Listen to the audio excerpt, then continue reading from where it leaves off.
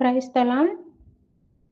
సేవకుల క్షేమమును చూచి ఆనందించు దేవా నీకు స్తోత్రం. సేవకుల మాట రూఢీపరచు దేవా నీకు స్తోత్రం.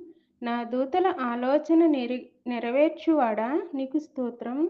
తన పరిచారకులను అగ్నిజ్వాలలుగా చేయువాడా నీకు స్తోత్రం. తన సేవకుల ప్రాణమును విమోచించు దేవా నీకు స్తోత్రం.